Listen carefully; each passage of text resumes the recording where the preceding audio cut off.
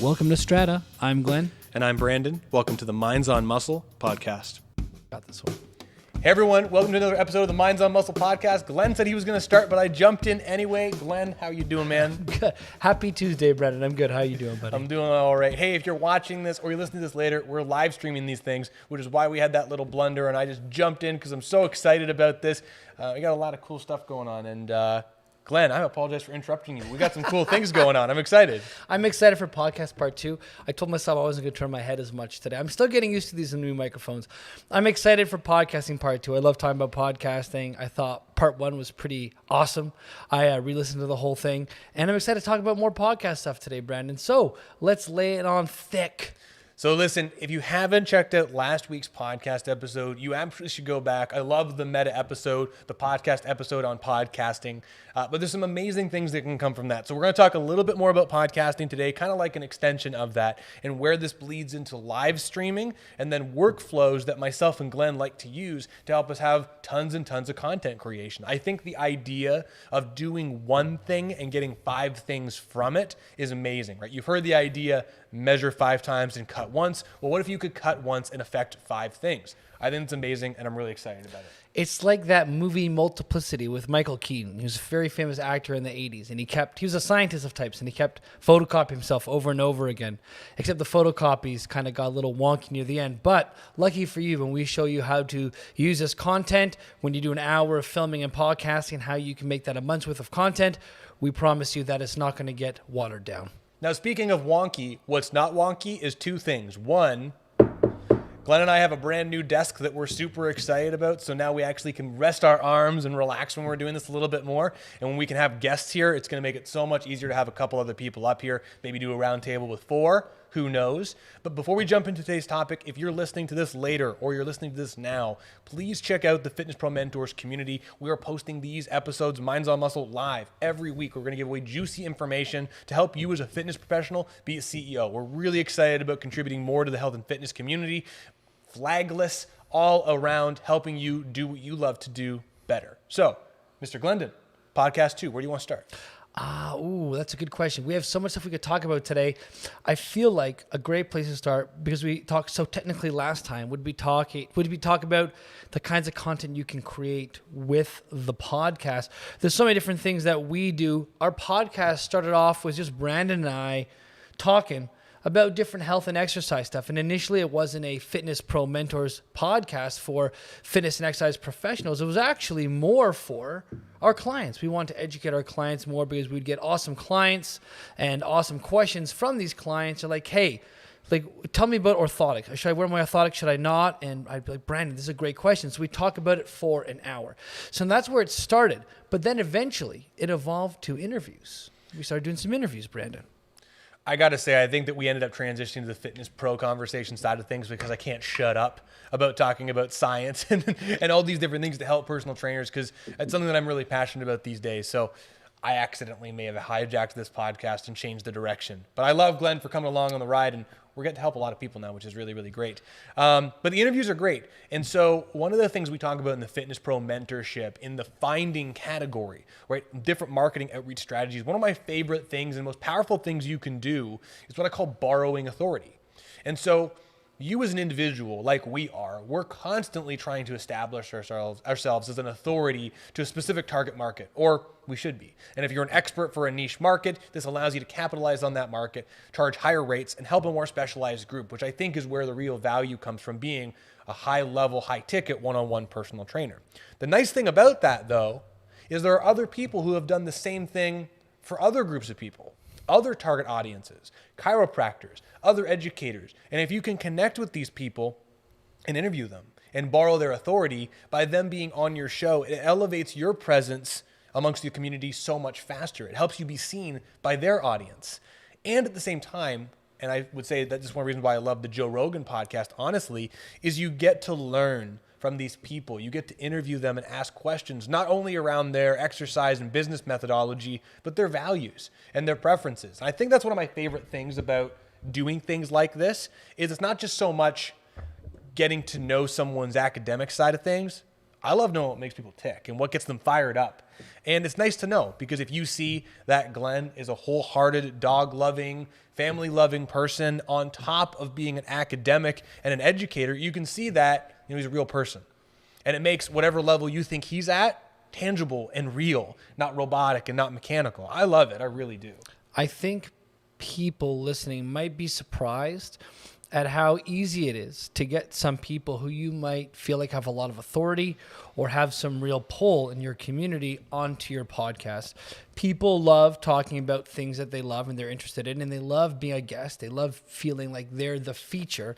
And a lot of times that's enough to get somebody on your podcast. I know a lot of times, at least I know I have, looked at people who I want on my podcast and thought to myself, these people are way too busy and way too popular to spend time on my podcast. I remember Brandon and I talking one day, and I said, Brandon, I think we should interview people, maybe try to grow the podcast a little bit. Brandon's like, I was thinking the same thing. Brandon reached out to a whole bunch of his peeps. I reached out to some people in not even my community, my network. There's this doctor named Mel Davis, and I really followed a lot of her work. She's a really big into habit building and the psychology of that. She's very popular on Instagram, very smart, like Brazilian Jiu-Jitsu black belt, PhD, brilliant woman. And all it took was an email being like, hey, my colleague and I have a podcast and I love your work and we'd love to know if you'd come on for 45 minutes to an hour, just chat with us. And the next day I got an email back being like, sure, I'd love to. Like, when's a good time? And it was easy as that. So you might be surprised the kind of people that you can leverage to get on your podcast. And even if they're not huge, big names, the local authorities, because you are going to be a one-to-one high-ticket personal trainer, if you're listening to this, very likely, those local authorities are perhaps the best people for you to leverage, right? Brandon's made this analogy before. If he had Arnold Schwarzenegger come into the gym, and Arnold Schwarzenegger came here and he started flexing his muscles and talking about health and fitness, that might be great because a lot of people would come, but it'd be more bodybuilding people, the kind of people that we work with at Strata, 60 years plus for the most part, deal with pain, discomfort, and just want to move well and pain-free. Those people aren't necessarily going to be drawn to Arnold Schwarzenegger. So what's the return on investment for that big name? Very little. But if you get a local authority, a local chiropractor, or a local physiotherapist, or some other local practitioner who works with a very similar client demographic, well, you can leverage that person to help you build your authority. And you might not get any clients from it right away, but right now we're playing the long game. Your reputation right now might not be the largest in your community, but you get 5-10 years of consistent action via interviewing and podcasting. You can grow your following and your reputation and your authority in your community.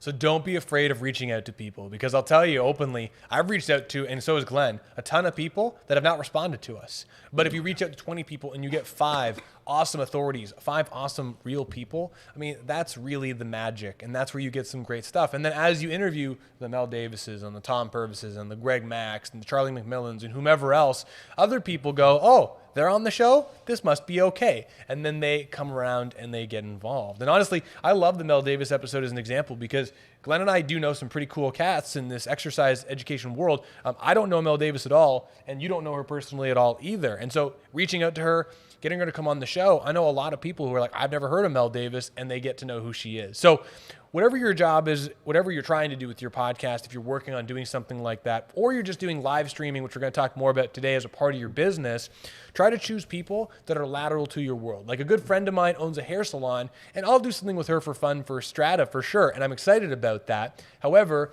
for the Fitness Pro Mentor side of things, may not be the most perfect person to bring on.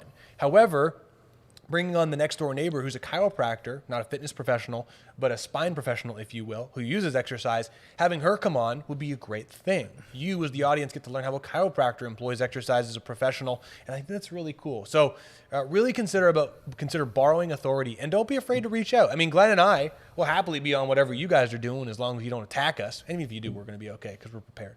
Yes, we'll defend our honor. Rigorously. Interviews. Interviews do fall into that kind of educational category, but as we kind of started this conversation, you don't necessarily need somebody to interview. You can have a podcast where it's you sitting down for 10 minutes, 5 minutes, 15 minutes, and just talking about a subject or a topic for whatever amount of time that you want to. And as long as you are charismatic and you try your best to be intriguing and you're having a good dialogue with yourself, you can make that podcast a thing, a reality. My second podcast, N=1, it didn't last very long, but it was pretty much me every week sitting down for 5 or 10 minutes talking about something that a client asked me earlier in the week. And then I put that out into the world. And that was essentially it. When Brandon and I first started, just him and I, it was educational stuff. We'd pick a topic and we'd talk. A lot of podcasts out there, for example, if you don't mind him because he can be a polarizing character, Bill Burr, he's got his own podcast called the Monday Morning Podcast, and it's literally him talking to a microphone for an hour, just ranting. And I'm sure he makes tremendous bank off of it. But the point I'm trying to make is you don't need an interview. You don't need to do interviews. You don't need to have someone else to throw ideas off of. You can literally just talk about something that you're confident and know well for 5 or 10 minutes at a time, and you have a podcast. So the educational content is great. And one of my favorite things to stack on top of what Glenn is saying with the educational stuff is, I don't know if everyone, it's up to you. If you don't have a desire to have a podcast, that's totally fine.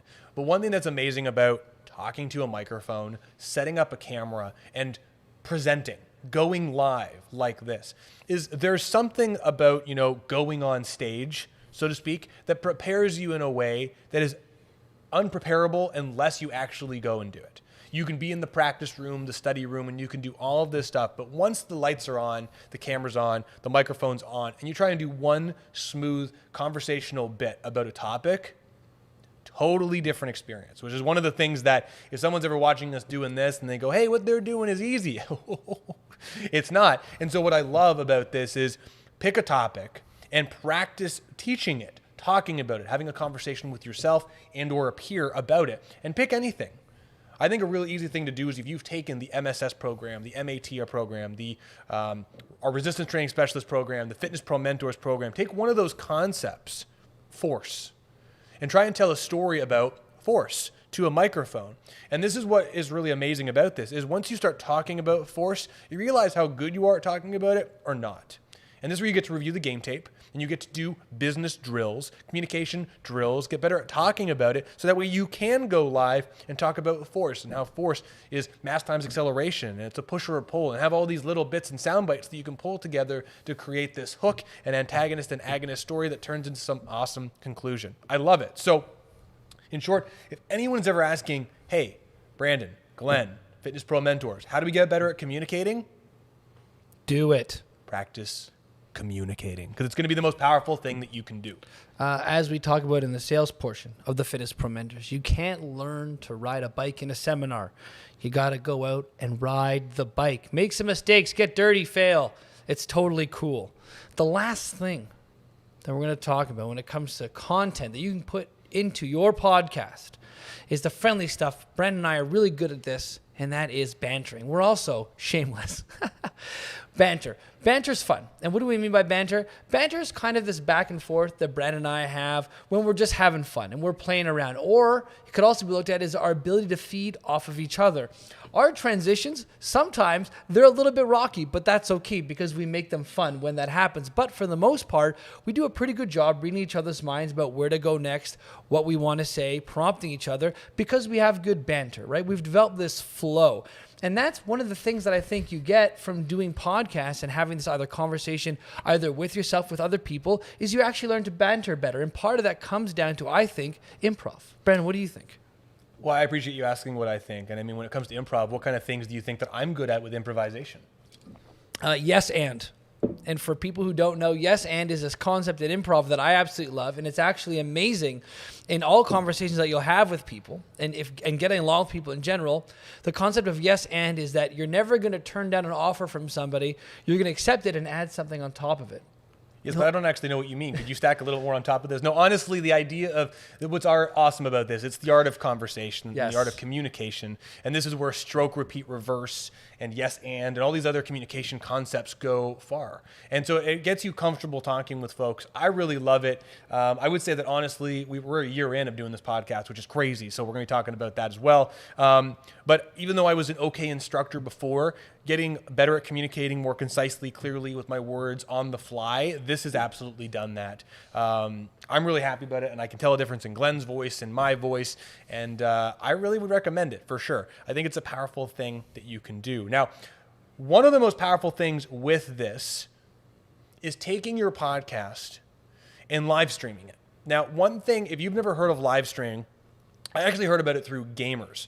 It actually started off with video gaming. I'm sure you knew that. Actually, you did talk to me about this when we first started. And so when you start looking into all this audio gear, nowadays, all the audio computer gear is connected to video gear. And so video gamers will go on Twitch and other video game streams, and they'll have a camera set up, pro DSLR like this one, high quality audio, and they'll play World of Warcraft or any other game. I am not video game I can culture. tell. I don't know anything about video games, but they'll play their video game and they'll have discourse throughout the entire. What games do they play? Give me a game. They sometimes play World of Warcraft. League of Legends is big. Defense Against the Ancients. Apex Legends. It doesn't matter. We can continue. There's big games out there. It's gaining popularity very quickly. Is what The Brandon's nice getting at. thing about the streaming video game world is there's a ton of information on how to connect audio and video into your computer so you can collect information and record it in one seamless bout. So one of the things I would highly recommend, I've had a lot of people reach out to me recently asking, well, how do you do content creation? What kind of workflow do you have? And one of the most powerful things for me, because I'm busy, Glenn's busy, we don't have a tremendous amount of time. I've got another kid coming in a couple of weeks. Like, what?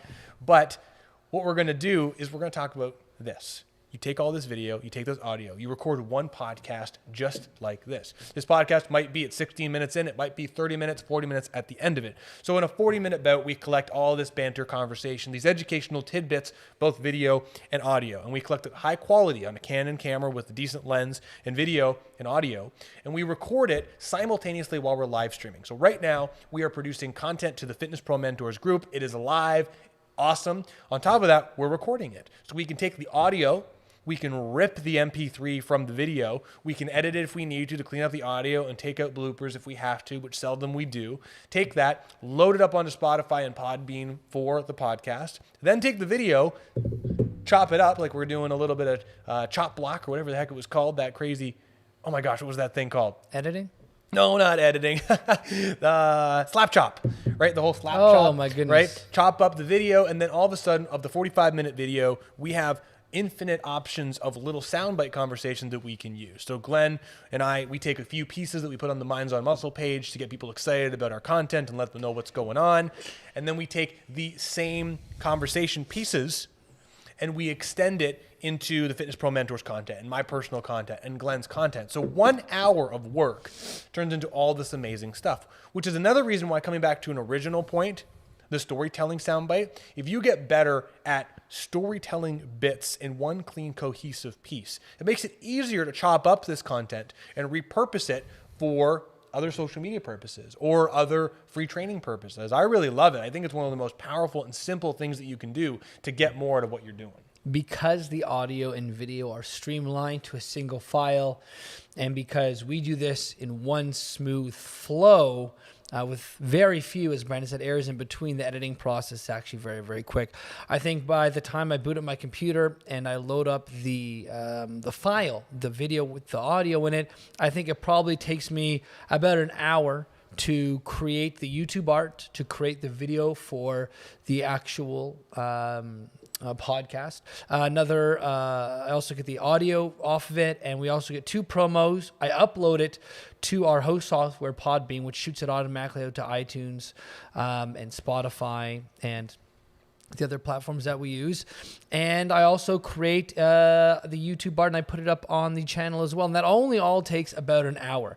Now, if you ask me the first time I did it, probably took me about 2.5 hours, right? But you do it a couple times. Honestly, you get used to the flow. It becomes very, very simple. I can't tell you. It's very, very easy. And it's tons and tons of content. If I wanted to, I could maybe spend an hour and a half and chop up a little bit more of the video. In fact, Brent and I have been talking about doing that a little bit more to give us even more content to shoot out, but it really doesn't have to be that long. An hour of your week to edit and to get these promo clips that we do as well. That's right, I forgot. We also get 2 promo clips, plus an hour to actually record the podcast. 2 hours out of our schedule. It's really not that much for great marketing content.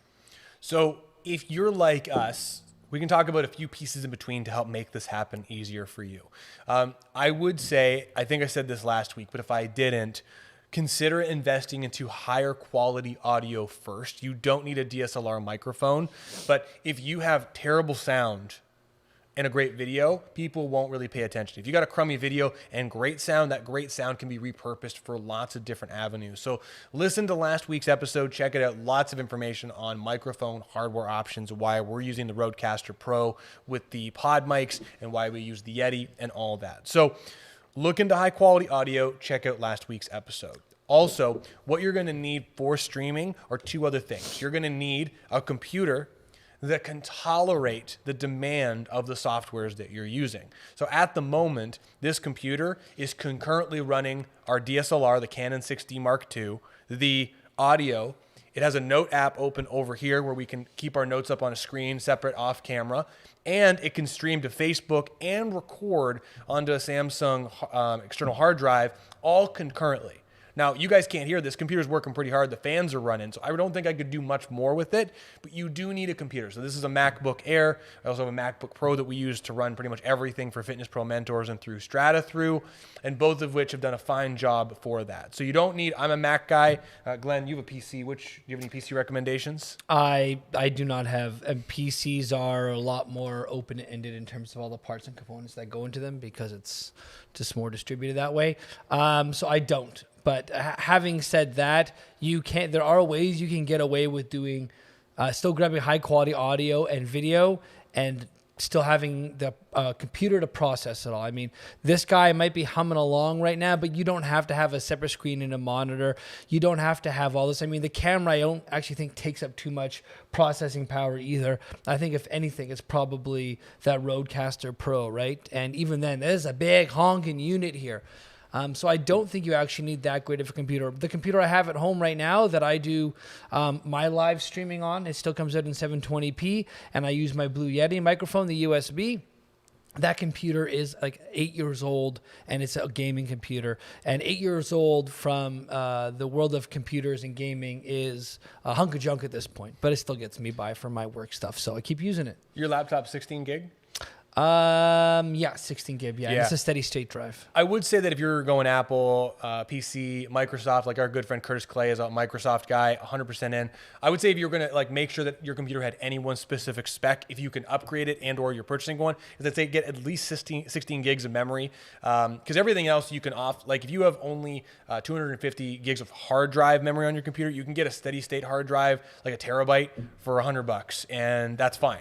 But you need the gig, you need the actual guts of the computer, or maybe a graphics card to help tolerate the graphics, especially if you're using softwares that record at 720 or 1080p. So I would say that for sure, at least the 16 gigs, and if not more, if you can. Camera-wise, you can really do anything. I mean, what we were using for a while, which is sitting over there, is a 1080p Logitech web camera. It looks great. The only reason why I stopped using it is I have this DSLR where I film everything for Strata, and I really love the depth of field where Glenn and I are in the foreground, and the background's just a little blurry. It makes us stand out and look a little bit sharper, but the web camera totally suffices. So you can get a Yeti microphone for $150, maybe $100 used, a Logitech camera that does 1080p for another $100. You got a computer, whatever cost you spent on that, and then you just need a streaming software, which Zoom, and I forgot about this until last week, which is a change for some of the Fitness Pro Mentor stuff, is Zoom actually connects to Facebook groups, and you can actually go live straight from Zoom to Facebook groups and to Facebook if you want to. So very powerful. Zoom, great job. My biggest gripe with it is that you can't record the 1080p that you go through, or the 720. It comes out at 640, like you're saying, and those grains drive my OCD a little nuts. I don't like it. So what you really need to get this workflow started is a couple things. You need a process Get your conversation, communication bits organized, practice storytelling. The more you get better at storytelling about different chunks of information, the faster and the better content you're going to have. You need an audio something or other, and it can be just the microphone off your headphones to start, the Apple headphones, whatever you got.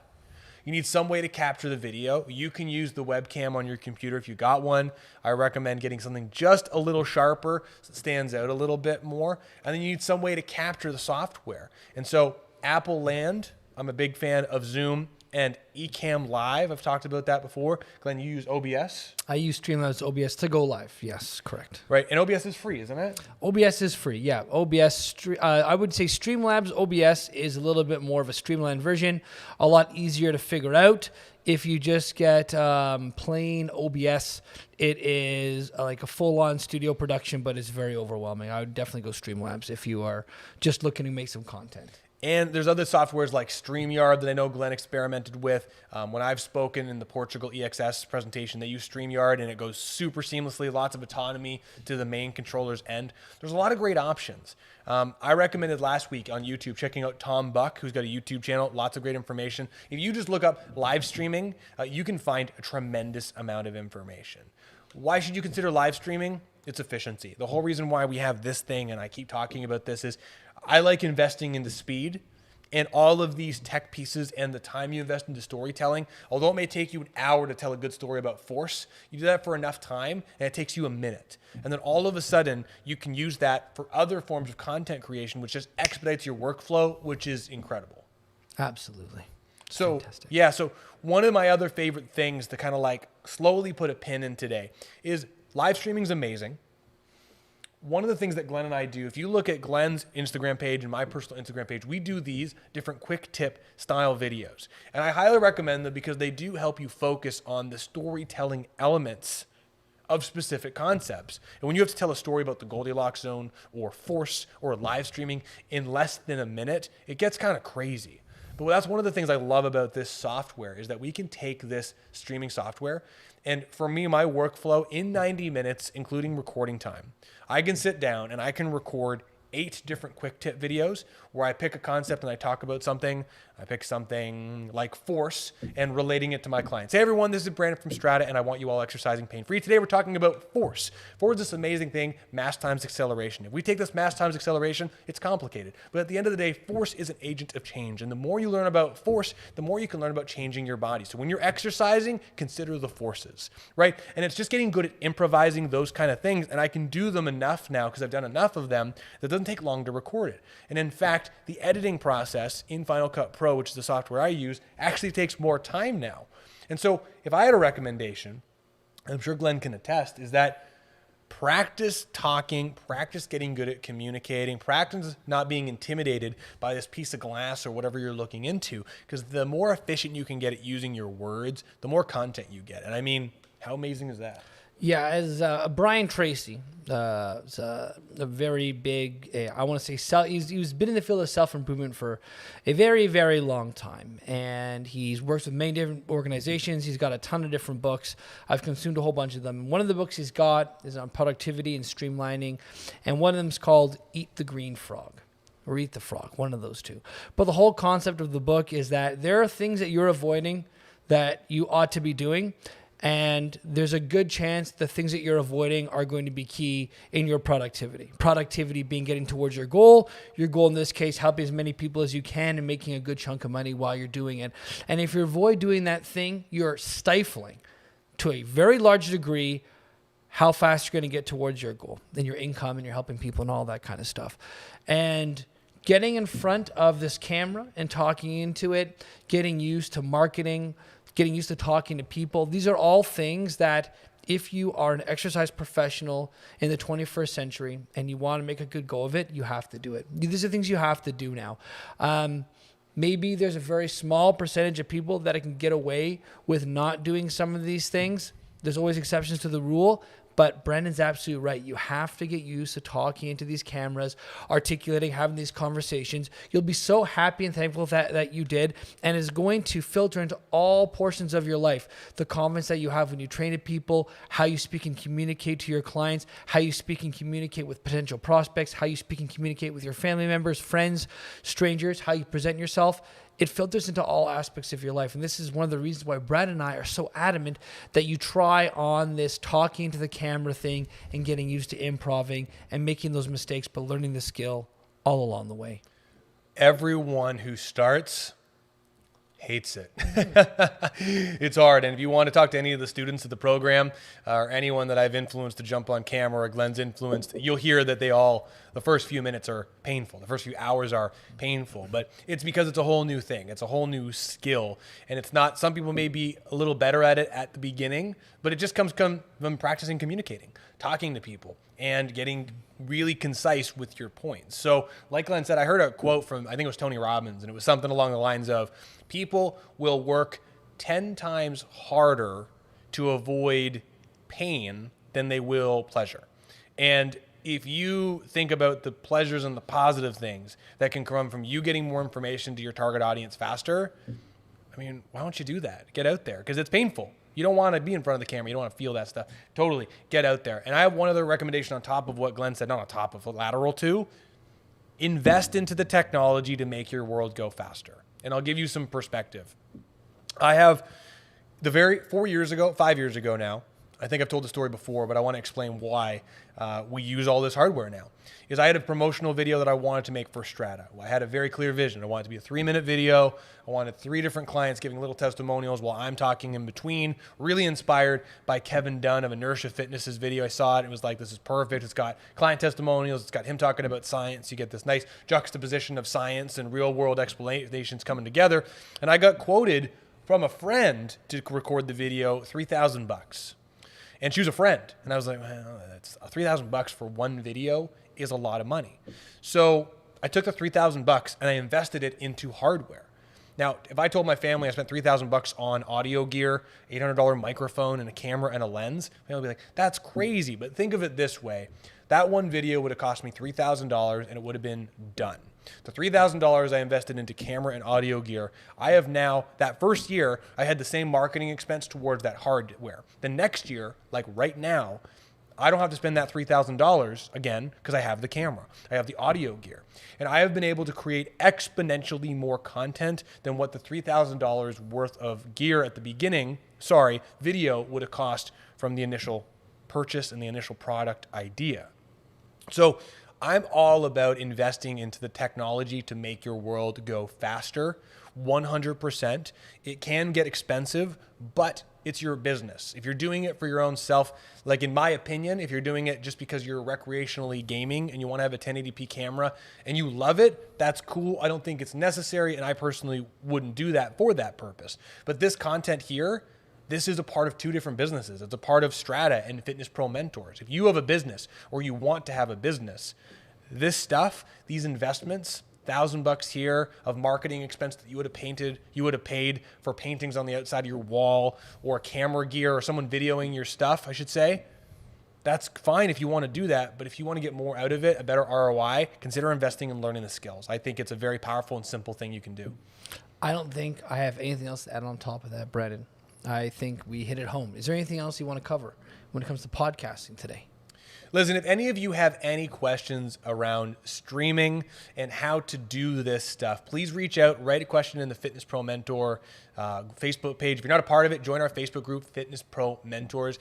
Lots of amazing content in there, lots of free trainings. I'm going to post this video up there with the other ones because there's so much good information in here. You got to figure out a lot of different pieces. I mean, you got to figure out the audio. You got to figure out the camera. You got to figure out the software. You got to figure out the computer. You got to figure out lighting. But once you get it all figured out, it's all streamlined and it's just easy to go. I mean, Glenn and I have this pro level setup here and it takes us 5 minutes. The most amount of time it takes to turn the lights on. Honestly, it's the biggest nuisance. It really comes down to you'll overestimate what you'll get done in a day, but you'll underestimate what you'll get done in a year. We've only been podcasting we just figured it out, maybe over a year now, just over a year, and we've come so far. And it's fantastic now with our setup. I think we really have it dialed in. I've been doing the speaking to the camera thing for about a year now. Brandon encouraged me when I joined Strata a year and a half ago. I shoved him. Well, listen, I appreciate the shove. It was a positive shove. It was like mother bird pushing her baby bird out the nest and forcing him to fly.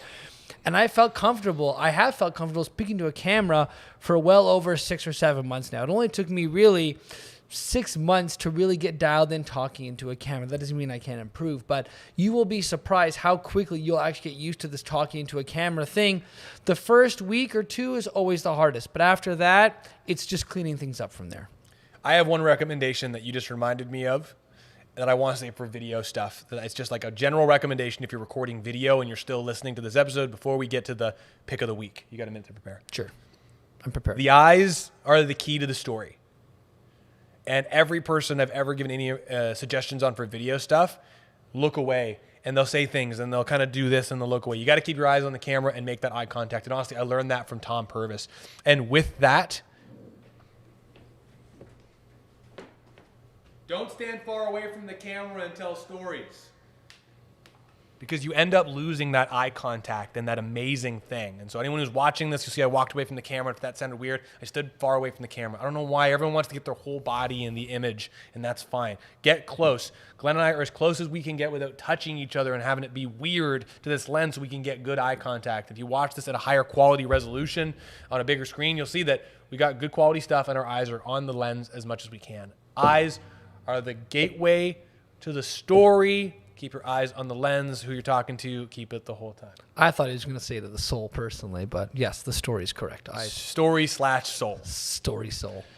Soul. So Glenn, what is your Sorry. pick of the week? What is the thing you're going to pick everyone's going to benefit from learning about? I have so many different picks of the week, so I'm going to give you 3.